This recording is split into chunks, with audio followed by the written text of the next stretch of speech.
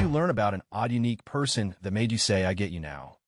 Story 1. When I was in college, I was partnered up with a strange dude for an assignment. He had a really terrible odor, smelled like BO mixed with dirty hamster cage, and he always wore a black trench. My so had actually gone to high school with him and said the guy was pretty ostracized for his smell. He was always friendly with me, and I thought he was a pretty cool guy actually. He still lived with his parents, and I ended up going over there so we could work on our project together. Oh my God. Think of the worst episode of Hoarders involving animals, and that was this guy's life. Animal mixed with cedar, shaving covered the floor. There were litter boxes stacked 2 feet high with, and had a 10-foot radius of around the boxes. I was shocked, but of course didn't say anything. After I got home, the smell clung to me. I felt so bad for the guy and his little sister. His parents really disadvantaged him by raising him in that environment. That smell was his identity in a lot of ways. We developed a friendship, although I never went back to his parents' house again. Last I heard, he had gotten his own place and was doing well. Story 2. The new guy at work, who I thought was weird and a little annoying. He greets me overly exuberantly, asks our managers long drawn-out questions, explains pointless things that didn't need explaining, and doesn't always finish his projects on time. Mainly I was annoyed with him because he'd start irrelevant conversations with me while I was in the middle of projects and didn't have time to talk.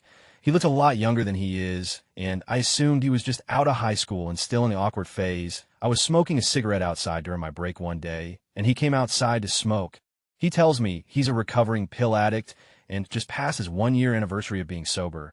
He also is a single father and has a young son, who is the reason he got sober. He doesn't smoke around his kid and quit everything else cold turkey at once, including alcohol, because he didn't want his little one being around it. I'm a recovering addict too, and instantly in my head, I was like, that explains it. I realized that all his behavior is in fact pretty typical of someone recovering from drug abuse, and I actually found it admirable that not only did he get a job and get sober to be a good father to his kid, but also that he had the courage to admit that to a coworker. I gained a lot of respect for him after that. Story 3. My fiancé was kind of spoiled as a kid. His parents put him and his brother before themselves all the time, and constantly praised them and drove them places whenever they wanted and saved up for awesome family vacations, etc. Don't get me wrong, I'm looking at having the best in-laws I could possibly ask for, and I love them. But for a while I did criticize them for sheltering my so and never making him do things he didn't want to. But his mom is a therapist, and once she was talking about her experience working with kids in the system, all with different stories of abuse and assault that must be heart-wrenching to hear as a parent. His parents just wanted them to have the best childhood possible, knowing that some kids just don't get that. Story 4. I got to know this guy through my boyfriend. They have been friends forever. He's a little bit socially challenged, tells jokes at wrong times, talks and talks and talks even though the other person is clearly bored and says what he thinks, no matter if it's offensive. He is weirdly obsessed about things and knows a lot about them, like cars. And oh, how he just talks about them. So long you feel like you would rather get hit by a car. His friends tell him straight to his face, shut up. You've been talking for ages. They've been friends forever, but I thought it was kind of rude at first. Then I realized he appreciates it. He has autism and is really bad with social cues. I understood it all suddenly, got to know him better, and it's easy to see why he is part of that friend group. You couldn't find more loyal and trustworthy friend, and when he isn't nervous, it's actually great to have conversations with him. He's absolutely great guy if you make the effort and get to know him. When I had a hard time with my boyfriend, his best friend, he actually texted me how I'm doing and told it's going to be all right. Amazing gesture, and everything turned out all right like he said. Story 5. Have a friend who would be happy for a few months, would tell me he loves me, would want to see and talk to me, and generally be a happy guy that I love. Then he would just not talk to me for months, and whenever I saw him, he'd be moody or sad or down. Would tell me he doesn't actually love me, but he does still want to be my friend despite how he was acting. Me being me, massively overthought a ton about what had done wrong. I consulted other people, ones that knew him and ones that didn't, as to what I should do. One night he was out with some other friends and got absolutely plastered. He then drunk dialed me and told me that he has bipolar disorder, and that's why he had been acting how he did. And the only person outside of his family to know. He hasn't let his university know. He didn't let high school know. His best friend, who he's known for way longer than me, doesn't know. His girlfriend doesn't even know. Kind of makes me confused about how he feels about me, and it makes our friendship kind of tough, but I love him, so I stick it out. Story 6. Ex-co-worker at a factory I worked at. Annoying as super childish brown, nosing her way to supervisor type of person. Very immature. Her husband worked at the same factory. I learned over time that she was 25, he was 50, and they had a 10-year-old daughter. MFW, I realized a 40 to 45-year-old knocked up a 15-year-old, and they kept the kid. All of her bitchiness kind of melted away to insecurity because she probably didn't finish high school and probably had her emotional development stunted at 15. Because of the whole baby thing, I took her annoying nature with a grain of salt after that and didn't push back on her as hard as I did before after I put that together. Story 7. My uncle's always been a bit of a conspiracy theorist. My mom mentioned a few years ago that he was Oliver North's driver when he was in the Army, and suddenly his fascination with conspiracies made a whole lot more sense. For those of you who aren't familiar with recent American history, Oliver North was a general who got caught selling weapons to Iran so the government could funnel the money to terrorist groups in Nicaragua. It was a huge scandal, and my uncle personally knew the main figure in it. No wonder he started to not take things at face value. Story 8. There's this guy who constantly makes suicide jokes. They were pretty good, but he went above and beyond with them. One day, this really annoying kid in the class says, "Your parents are disabled." Kid was known for consistently insulting anyone, calling them downies. "Your mom's a virgin, not sure how that works," etc. The suicide joke kid laughs, then says that his parents are in fact disabled. I think I'm the only one that actually realized then why he made all these jokes then. It was to help him get along. Story 9. I share a few hobbies with a guy from my town, and every single time I run into him, it's a wonderful experience. The guy is kind, funny, warm, smart, the kind of person who's never without a smile, who buys everyone coffee or lunch just because he wants to, never accepts anything in return. I had a chance to get to know him better through a bi-weekly gaming league. He works a 9-to-5 job, volunteers on his weekends at the Humane Society or the local mission, university educated. The more our gaming league spent time with him, the more we all sort of loved him, except he doesn't have any friends, seemingly at all. He's always alone at game night. When we talk about our friends and adventures or whatever, he smiles and asks questions but never tells his own stories. He does have a wife, but we didn't meet her for a long time. After a few months of this, she eventually came around the store, and we got to know her a bit just like him. Possibly the most wonderful couple of people I've ever met on the planet. Would do anything for anyone, and we eventually learned from his wife that he suffers from schizophrenia and has major depression. She told us that he doesn't maintain friendships or social groups because of these issues. Often, he apparently goes from being the life of the party to just sitting at home, staring off into space, and will disappear for months on end without making contact with anyone. He's often convinced that no one actually likes him, and no matter what he does, he'll never be valuable. He comes to these game nights because his wife and therapist insist that he gets out of the house. It's just a shame that such a wonderful person has to deal with that, but now we finally get it. We do our best to try to ensure that he knows we like him and that he's great, but even now, he's been MIA for a few weeks. Hope he's doing okay. Story 10. My friend, before we were friends, I knew her as that short emo girl. Well, it turns out the reason she was emo thought she was ugly and horrible was simple. That's all her parents ever told her. Made me cry when she told me my best friend is a bit crazy. Her sense of humor is a bit off, and people never know if she's kidding or not. Me included sometimes. I think she makes a joke in her head, makes a follow-up joke to that, makes a follow-up joke to that, and only says the third thing. She also is quite Christian with a big fascination with Israel. She's smart, but she occasionally does weird things with her diet, keeps kosher, cuts out gluten, decides a certain food is bad. Being friends with her is always an adventure. I've had several last-minute cross-country road trips. Because of her anyways, I always thought she was crazy. Then I met her parents. They're Christian fundamentalists, similar to Pentecostals. Her father spent all of dinner lecturing us on random Bible verses and a couple hours telling me about his campaigns and local elections. They also live in the middle of nowhere. After meeting them and seeing how she was raised, I found her to be surprisingly sane. I later met her grandparents, which lent a whole new level to understanding her family. Her grandmother is also a fundamentalist, but more, and her grandfather is an atheist, happily married for decades. Despite it, I love her, but her family is something else. Can't wait for her wedding next year. Story 11. I had an uncle who was a bit of a black sheep in the family. He was the guy at the family reunion with the ponytail who would sneak off to smoke pot and sleep outside in tent. He also moved out of the Rust Belt to Colorado, so we never saw the guy. The rest of that side of my family is super duper conservative and wholesome. I moved out west out of college and hung out with him a couple of times. The fact of the matter is he was living the good life. He owned a cabin on top of a mountain, had solar panels, and even a green toilet. I also learned he suffered from night terrors, which was pretty embarrassing for him. He actually lived the good life, had a great support network of loose women and bearded outdoor types. Unfortunately, he died in his cabin a few years back, and he did live with someone he probably would have got to the ER on time. Oh well. Story 12. I have a friend who had a really odd way of pacing around and constantly fidgeting clapping, but only on some days randomly. Come to find out they were prescribed Adderall for ADHD and would sometimes randomly forget to take it before school. After learning this, a lot of other weird or unexplained things I saw and heard about her doing made sense. Story 13, how timely.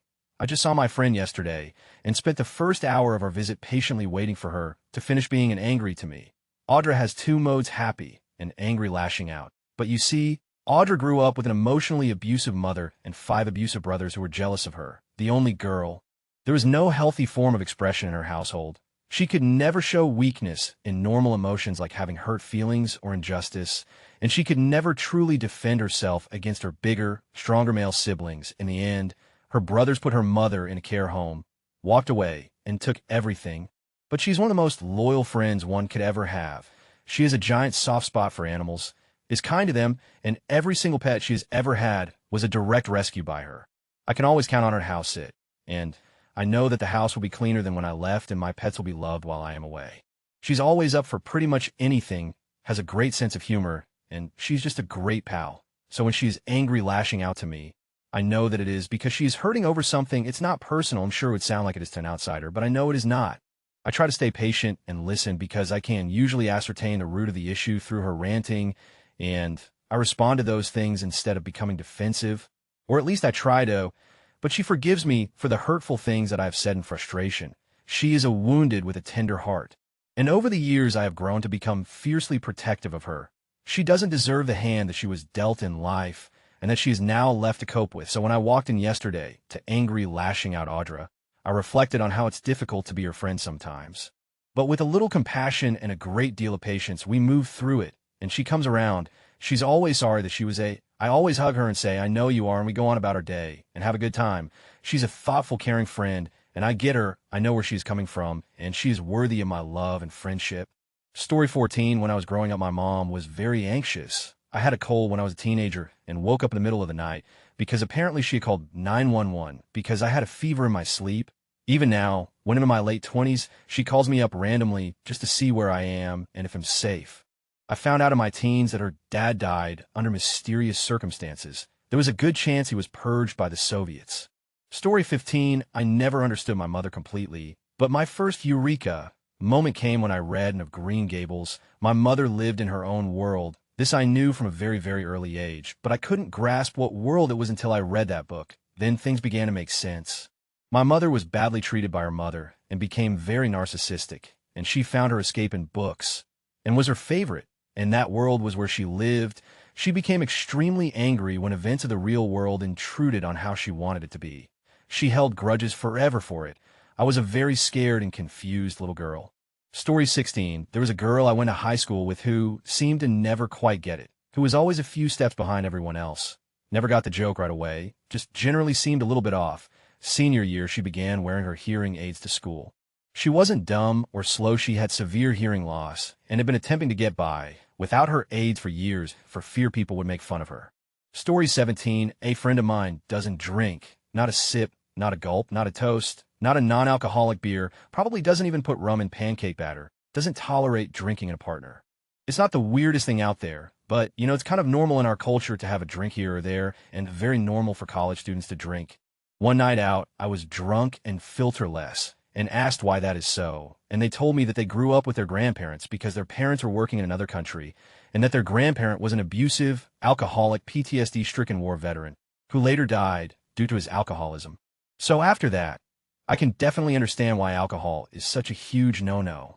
Story 18, my uncle was never diagnosed with autism, as it was totally not even considered a thing back in 1940s and 50s. People on the functioning side were considered slow, and the non-functioning were considered, and I apologize for the term, but mentally retarded. It now makes total sense why he is obsessed with model trains and airplanes. He's lived a great life, though got married and had 2 non-autistic kids, and even got his pilot license and used to fly Cessnas. Story 19, we had some real issues with a client who wanted our software to work in a way it wasn't designed to. We couldn't really get clear specifications from him, and the requirements would change dramatically whenever he came up with a new way of working. Eventually, the project landed on my desk, and I put my tallest heels on and went across to his office to figure out a solution. We walked into the conference room, and were waiting for a few other people. In the meantime, he decided to tell me and the IT manager about a new technique he was going to use to interview people. So, imagine interviewing you, pause, he says, and I ask you to write something on a whiteboard for me. What would you write? I told him I'd write my name. The spelling is unique, and having it written up there and visible might just make an interviewer more likely to remember me. Well, I wouldn't hire you, he tells me. Probably for the best since I have no relevant skills or experience. No, it's not that. You can't follow instructions. Interesting, I'm ex-military. I am still working on reprogramming myself to question instructions when they sound odd. An ex of mine could do crazy things if he sounded sufficiently authoritative when I was tired. One thing I am excellent at is following instructions. The client picks up a pen, writes something on the whiteboard, and points at it triumphantly. And in that moment, both he and the whole project made sense to me. Story 21 of best friends in middle school. Still my best friend used to act almost completely opposite of the rest of us as far as gender relations are concerned. We were all guys and used to try and pick up girls, and the few times it happened, he just wasn't into it. He never dated any girl, and all his friends outside our group were girls. Our group of friends never really thought anything of it, because he was our amigo. Fast forward to April Fool's Day this year, and we get a group call from our friend. It's been about 2 or 3 years since we have all been together military families, but we still stay in contact fairly often. Our group's sense of humor is kind of twisted, I guess, and we never miss a chance to roast each other. Our friend in question comes out to say that he has made decisions to undergo change, and name change plus the whole 9 yards. One friend in the group call immediately starts laughing because this is very typical content for our group. Our friend was very serious, but wasn't offended from the reaction. That was the whole light bulb moment for my group. It explained our interaction as friends almost in a sort of revelation experience. We are all still friends, even closer from this. The best part was it was April Fool's Day, and I think that was the point. No, it didn't mean to offend anyone who is transgender. I hear about this sort of thing all the time, but this is my first exposure to it, I guess. Just not real clear how to address the past and the future in terms of him or her. Thanks all for reading. Story 21. My dad was becoming hazy and would seem to lose focus easily as I grew older, tending to be very forgetful. By the time I was leaving high school, he had almost become delirious, and it was hard to explain why he did certain things. We found out he has mild Alzheimer's. I really love my dad, and I miss being able to see him healthy and at his best. Story 22. There was a guy in line behind me in the grocery store who stared intently as I unloaded each item from my cart. It was like he had never seen anyone remove items from a grocery cart in his entire life. As I was taking off my shoes later that night, I realized you could see straight down my shirt when I bent over. Story 23. Had a buddy who would eat everyone's leftovers. It got to the point where if you were going to throw away food, you would ask him if he wanted it first. He got picked on for this quite a bit, the way kids get picked on, until another friend explained his situation. His parents had gone back to their home country for medical reasons, and he, 14 at the time, and his older brother, 16 at the time, had to fend for their own food. It made so much sense and was a little sobering knowing that something most of us didn't have to think or worry about. Since finding out, I went out of my way to make sure he was invited to my place to eat with my family for every holiday, until recently when he got his own place and started his own family. Story 24. More generally, I feel like this realization is the most helpful thing to experience with anyone. Once that odd thing that someone does is traced back, makes it an awful lot easier to understand them.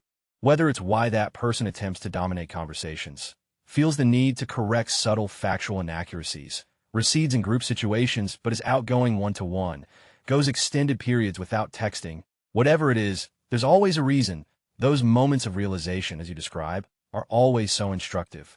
I find the hardest thing is to try to remind yourself of this when you're frustrated with someone for one of those things. Story 25. I had a coworker that started working at the company the same time as me. We went through training together and I really liked him. He seemed cool, just a little quiet. Over the past couple of months, I kept trying to make plans to grab a drink after work and hang out, but I kept getting turned down.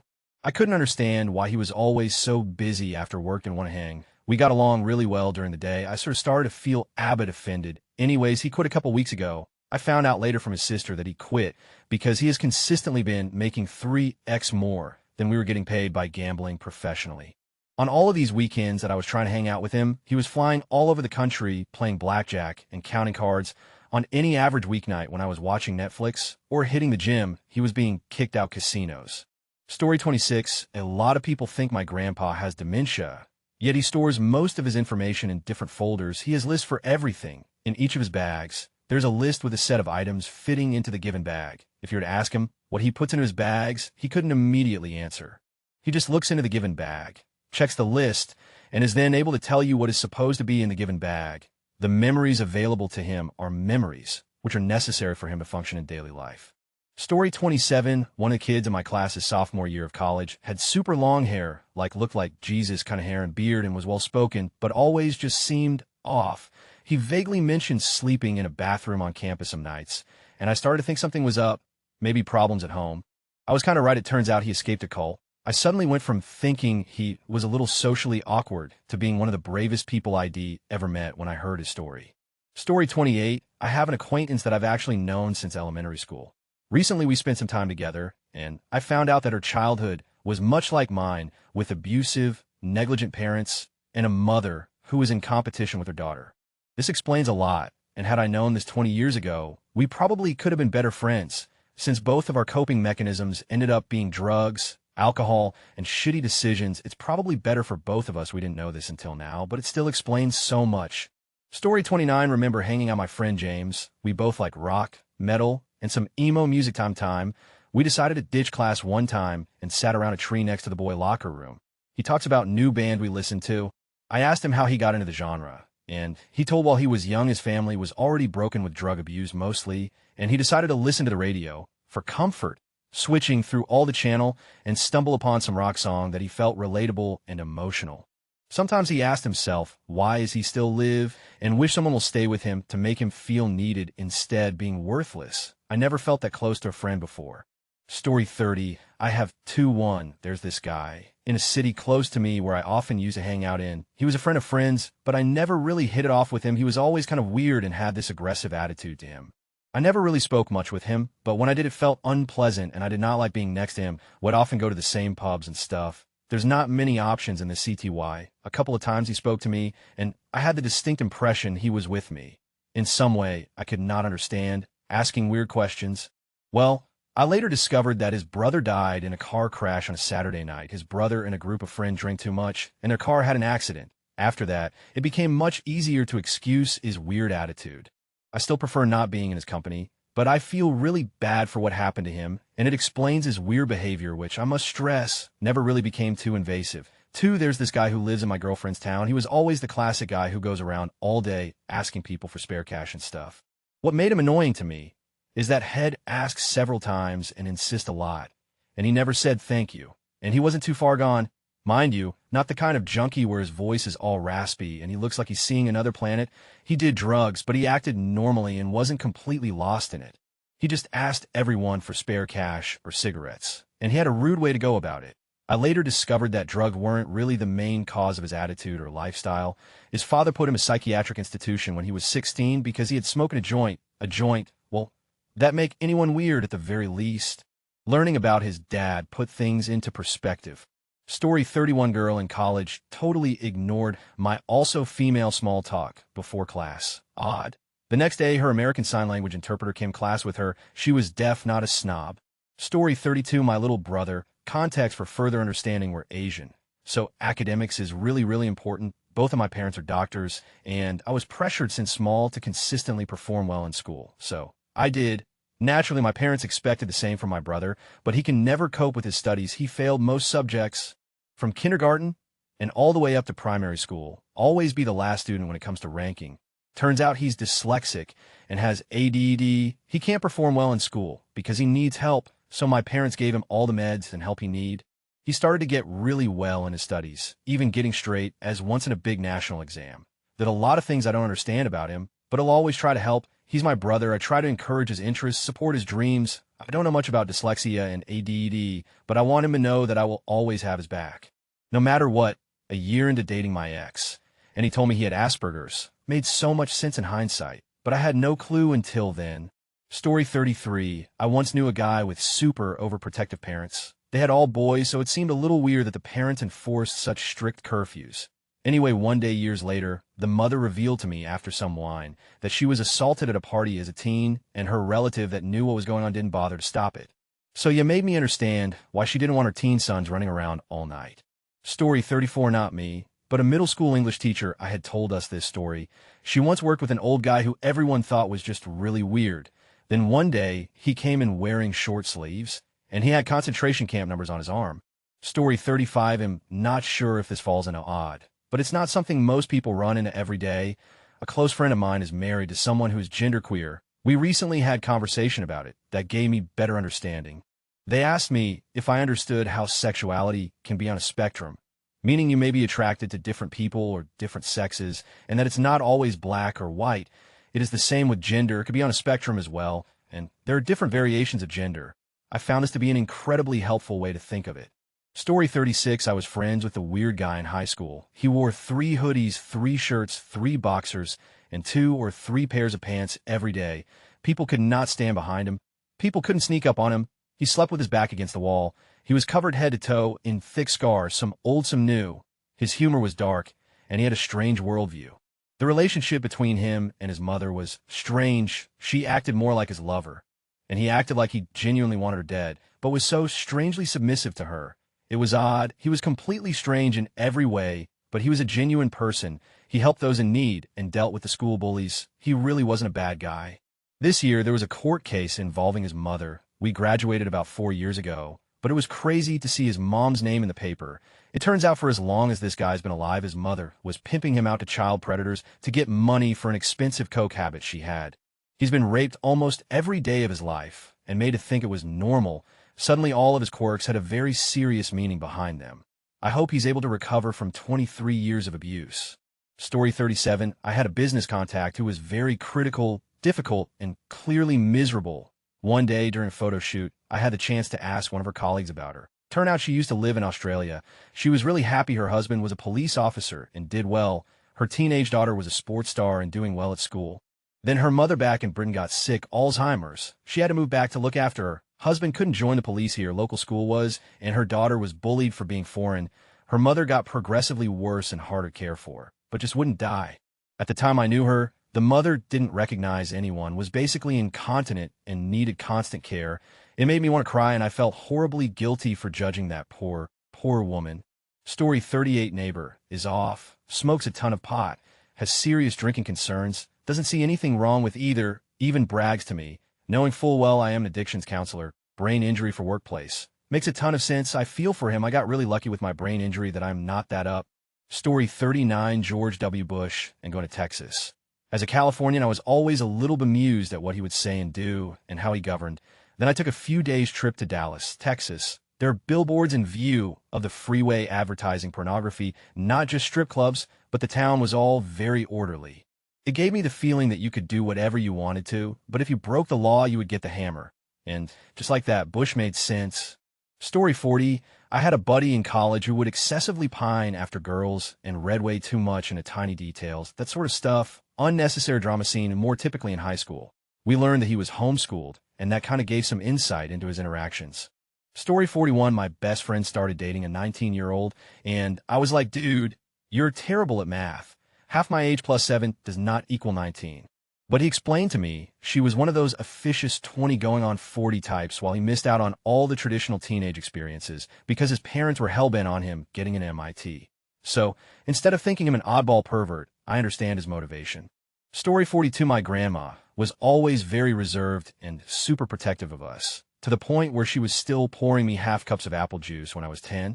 She would sometimes talk about her childhood in South America, but only in bits and pieces. She took art classes. She once rode a motorcycle on Juan Perón's estate on a school field trip, and never mentioning anyone in her family. It got to the point that when I was about 12, I asked who was the woman in the massive painting that they had hanging in their living room, and it turned out it was my grandma's mother. She had never said. Turns out, back in Argentina, my grandmother had had a normal childhood until she was in high school, when her dad died and her mother had no skills to support the family, leaving her to have to work and support the family on her own for nearly 10 years, abandoning her dream of college. She then met my grandfather and moved to the U.S., always sending back money, and 15 years later calling her sister up back in Buenos Aires and finding out that she had disappeared. This is in the 1970s, during the military junta. By the time my grandma died, her sister had disappeared, her mother and one of her brothers had died in absolute poverty, and her other brother was living in the old family home, which they'd been unable to sell, alone and sick. She wouldn't talk about them because despite sending them as much money as she could, and that wasn't much, considering that my grandparents were pretty blue-collar themselves, she was unable to help them as their lives completely degenerated in Argentina. She had only been able to afford to fly her mother in to visit once, and had only been able to visit herself twice in the 50 years that she lived in the States, It made her very protective of her own children and grandchildren, while still incredibly guilty that she had such a great life and her family back home didn't.